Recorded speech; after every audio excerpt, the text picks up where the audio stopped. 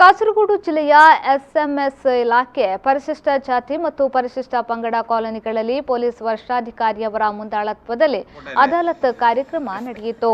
Colony ನಿವಾಸಿಗಳ ದೂರುಗಳನ್ನು ಸ್ವೀಕರಿಸಿ ಅದಕ್ಕೊಂದು ಪರಿಹಾರವನ್ನು ಕಂಡುಕೊಳ್ಳುವ ಉದ್ದೇಶದಿಂದ ನಡೆಸಲ್ಪಡುವ ಜನಮೈತ್ರಿ ಅದಾಲತ್ ಮಂಜೇಶ್ವರ ಗ್ರಾಮ ಪಂಚಾಯತ್ನ 6ನೇ ವಾರ್ಡ್ ಆಗಿರುವ ಗುತ್ತು ಪರಿಶಿಷ್ಟ ಜಾತಿ ವಿಭಾಗದ ಕಾಲೋನಿಯಲ್ಲಿ ನಡೆಯಿತು. ಕಾರ್ಯಕ್ರಮವನ್ನು ಅಡಿಷನಲ್ ಎಸ್ಪಿ ಪಿಬಿ ಪ್ರಶೋಭ್ ಉದ್ಘಾಟಿಸಿದರು.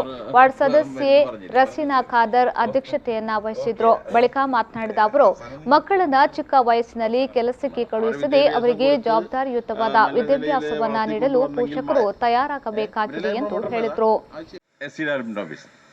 അല്ലേ? അപ്പോൾ നമ്മുടെ സർക്കാർ എസ്-സി വിഭാഗത്തിൽപ്പെട്ടിട്ടുള്ള ജനങ്ങൾക്കും എസ്-ടി വിഭാഗത്തിൽപ്പെട്ടിട്ടുള്ള ജനങ്ങൾക്കും ഒരുപാട് എന്താ പറയുക ധനസഹായങ്ങളും മറ്റു സഹായങ്ങളും ഒക്കെ നൽകുന്നുണ്ട് അല്ലേ? അപ്പോൾ ഈ സഹായങ്ങളൊക്കെ നിങ്ങളുടെ കൈകളിലേക്ക് എത്തണ്ടേ? അല്ലെങ്കിൽ നമ്മുടെ കൈകളിലേക്ക് എത്തണ്ടേ? ഇതിൻ്റെ ഒക്കെ ആൾ അദ്ദേഹമാണ് അല്ലേ?